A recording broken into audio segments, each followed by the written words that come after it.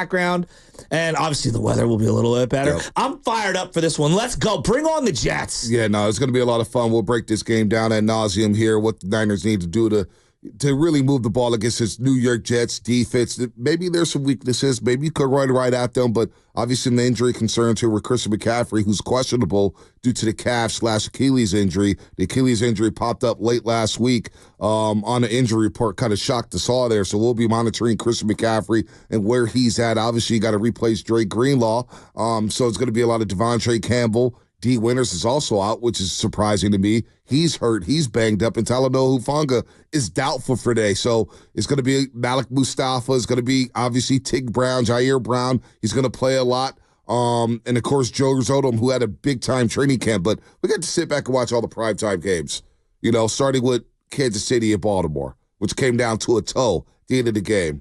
Then Friday, you go to Brazil, and you get Philadelphia and Green Bay. I remember you said, you were excited about the quarterbacks, and the quarterbacks were up and down in that game. I was excited about how the running backs were fair. And you know what? The Philadelphia Eagles made their CMC type of move.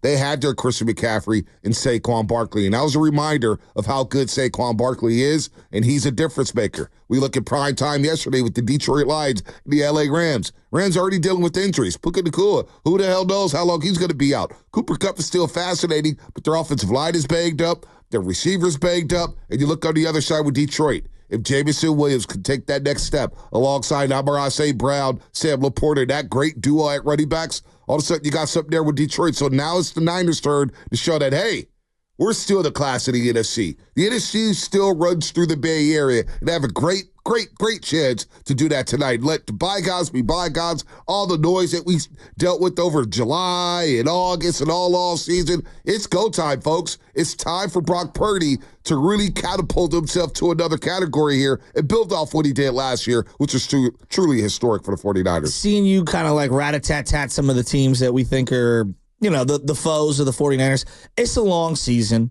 Things change dramatically. Injuries are obviously a huge part of it, and where a team's at and what their flaws are today may not be what their flaws are, week 12, week 17, or whatever. That being said, it does feel like Cowboys, Eagles. I'm going to still put the Packers in the mix. Obviously, they need to get their quarterback back. I'll put them a slight tier below. And then, obviously, the Detroit Lions and the LA Rams. But the Rams are an interesting case study because I think they'll be better come year end. They have a lot of young players on defense. But is Stafford going to be able to make it that far? Yeah. I mean, he got hit a lot in that game. He was under duress the entire way. And then I guess the other question with the Rams, seeing that they couldn't stop the run at the end of that game, and I've thrown this at you, and this is something I think we should just monitor it.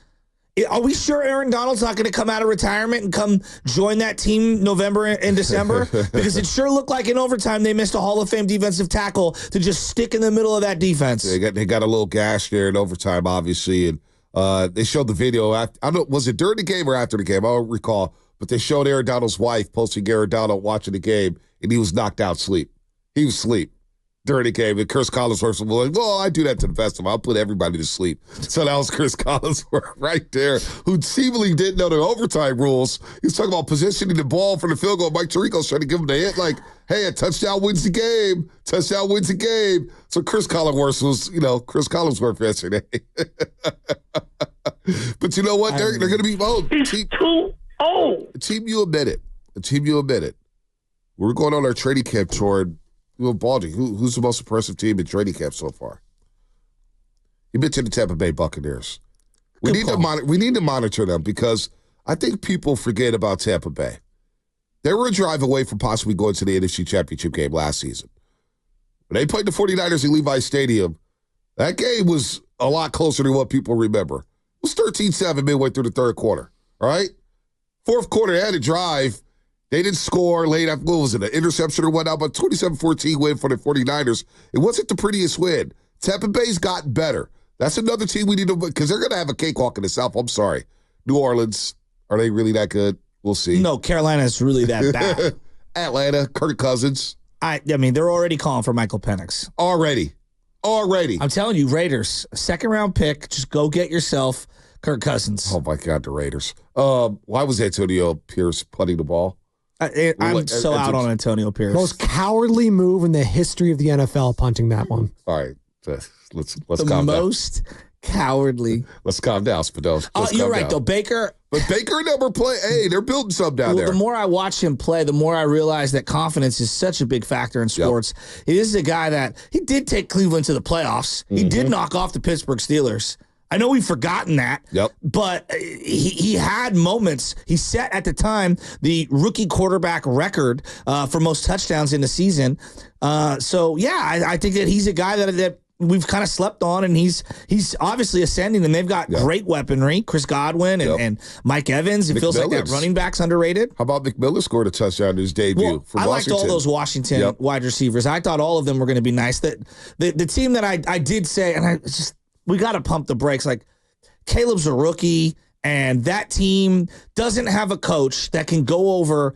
Like, when I look at, like, Sean Payton and Bo Nix, and clearly he had a bad day yesterday, at least I know Sean Payton can dial up 3 or 4 or 5 plays to get Bo Nix, like, somewhat going a little. Right. Eberflus, he could be a great defensive mind. It's really difficult when you can't have dramatic effect on your young quarterback to be able to just dial up a couple plays to calm him down and get things going. Now, that's what makes the Texans situation so unique, is I'm bad rat-a-tat-tatting around. Bobby Slowick is the OC. And you've got D'Amico Ryans, who's a DC, and what they're doing with their young quarterback as they stay dedicated to the run yesterday in Indianapolis.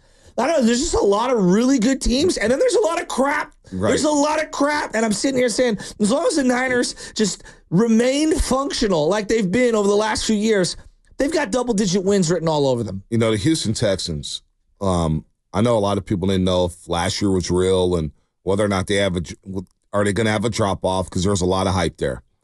I think the Texans are a team, they could be in New Orleans in February. That team could be playing for a Super Bowl. C.J. Stroud I had that game on the quad box the entire time. He just makes play after play after play after play after play, throw after throw after throw after throw. Nico Collins and C.J. Stroud have some dynamic rapport. It's just unbelievable, right? And then you add in Stephon Diggs. I know a lot of people were a little weary about Diggs and his attitude or whatnot, but he's a perfect player in that system. He can play in the slot. He can do all the underneath stuff. He moves the chains, and he brings big game experience. Playing all those big games in Buffalo and playing all those big games in Minnesota when he was a Viking, I think matters for that Houston Texans team. And then you add in Joe Mixon, who you mentioned the run game. Joe Mixon hadn't looked that spry in years. He looked phenomenal.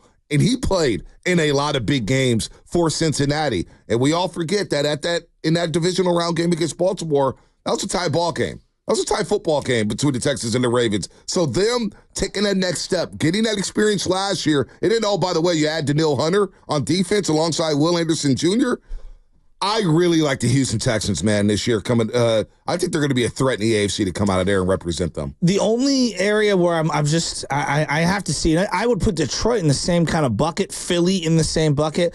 Do you have the linebackers and the secondary to be able to withstand the whole 17-game season and all of these elite teams that have elite weapons on the offensive side of the ball, especially like when I look at like the Texans, like you're going to get spread out by Kansas City. You're going to get spread out. I mean, I know that they ran the ball yesterday, but you're going to get spread out also by Josh Allen. I mean, I don't know. You want to talk about early MVP odds? I think he's going to have to carry that situation in Buffalo. He's a guy that I think I'd sprinkle a little money on winning the MVP. But your point is well taken. They're a team on the rise, no doubt about it.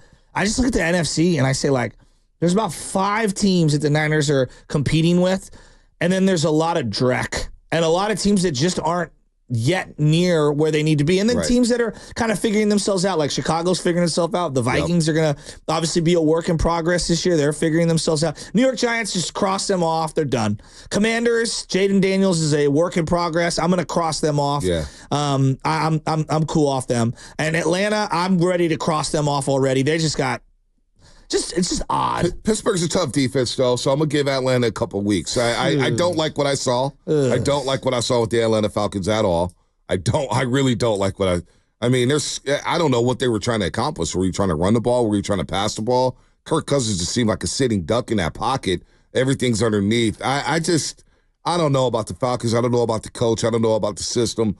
I really like Tampa Bay in that division, and New Orleans may have something to say. We'll see about New Orleans because they dominated that game from start to finish. Even though I know people were down on Derek Carr, They dominated from start to finish. So in the NFC, look, Seattle handled their business at home. That's a tough win for them against Denver. The Rams, they'll be around, but if the Niners take care of their business now, they got to take care of business tonight against the Jets team. And how are they going to do it, Shaska? Are they going to run the ball or are they going to pass the ball? Well, last year, the Jets defense, they were second in pass defense. They gave up 168 yards per game in the air and allowed the third lowest passer rating. So they get after it.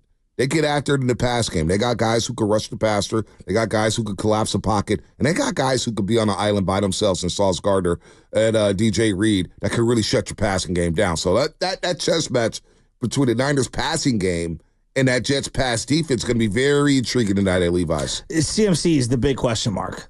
What does he look like? How available is he? Is he available? Like what does the juice look like coming out in terms of his like stop and go? Because he's phenomenal at the kind of like everyone pitch to the side, the left tackle and the left guard are kind of pulling, and he stutters his feet, stops and goes and cuts up field. Like that's a big part of his game, and so I want to see where he's at. I want to see where his athleticism is, having not played in a while and having the injury and. Is this a Jordan Mason game if CMC is limited? Where's Brandon Ayuk in terms of rep count? Now, it sounds like they're not going to use him for the full game. Well, he's going to play a lot. I know last year he played 82% of the snaps. Brandon Ayuk, 82% of the snaps he played. I think he won't get a full game workload, but he's going to play. I know Trent Williams is going to play every single snap. That's for sure at left tackle. But Brandon Ayuk is going to be in there a lot, especially during passing downs. Don't think the full allotment of plays. Again, he played 82% last year, so hopefully he's right. He was running routes on the side. But your point about McCaffrey, how does it change the offense? How does it change the offense? I think it changes in this sense real quick, Shasky, on third downs. We always talk about pass blocking. McCaffrey's a great pass blocker on third downs, protecting the quarterback. I think if McCaffrey doesn't play, you may have to dial up Kyle Juszczyk for those situations and allow him to be in the backfield to block, because I think he's a much better pass blocker, especially if the Jets are blitzing, if they try to blitz, or if they're rushing guys and they're getting through. Juszczyk's a better blocker right now than Jordan Mason in the pass game. Yeah, that's a good point. I mean, they're going to keep in George Kittle to chip at times, and that's kind of something they do no matter what. This is a big one for Brock Purdy. Not that he's going to be making made or broken or anything like that. Just think about it as a Niner fan. Last night, were you not watching Stafford and Goff thinking about what's going to happen in the playoffs? I think a lot of fans were like, all right, this is a little teaser. It doesn't mean either of these teams is winning it all or losing and not gonna be there at the end. It's just like these are what the matchups we look for. Friday night, Jordan Love versus Jalen Hurts. I was leaning forward, watching both young quarterbacks. Like, all right, what do these guys look like? What does Jordan Love look like in his second full season? What does Jalen Hurts look like with Kellen Moore? So I think if there's no CMC, I think the spotlight goes right to Brock Purdy. And people are like, now let's see what you look like without CMC. Fair or not, I just think that's the national perspective. I think Brock Purdy's going to have a spotlight regardless of whether or not CMC plays or whether he doesn't, because that just pass defense does present problems for any passing game out there in the NFL. So I think the spotlight, whether it gets heightened, no doubt. If CMC doesn't play, it gets heightened on Brock Purdy. Okay, now can you carry him? Can you still run the ball 30 times without CMC? Can you still do all your stretch stuff? Can you run your screen game? Who's gonna run routes at the backfield? Because that's another dynamic where if you get Christian McCaffrey matched up on the linebacker, you take that linebacker away in the play. Will that linebacker respect Jordan Mason in the backfield, coming out the backfield? Will they respect Kyle Juszczyk coming out the backfield, catching passes or whatnot? How does that change the passing dynamic underneath? It's a huge drop-off. So the whole check down Charlie stuff, you may not be able to get to it without Christian McCaffrey. Doesn't this have like Deebo Samuel written all over it, tonight's game? If there's no CMC. Well, it just feels like it's going to be a physical game. Yeah. And physical football games, we tend to lean towards Deebo Samuel, George Kittle. Yeah. They're the physical guys. They're the tone setters. They're the guys who say, oh, you want to play physical? You want to hit? Well, how about this? Let me lower my shoulder into you. What is that hit going to be like when Deebo, because I've seen Sauce Gardner in person. Sauce Gardner's a great cover quarter. Where'd you see him? Las Vegas. Against the Raiders last year, Sunday Night Football. Oh, I thought maybe like you met him in person. Oh, no. I was like you sized him up. He's bigger than you think. That's where I thought you were going with this. He was in Wimbledon. No, I sized him up in Las Vegas going against Devontae Adams. And let me tell you, my man does not like to tackle. Oh. So you were scouting. I'm just saying, corners, does not like to tackle.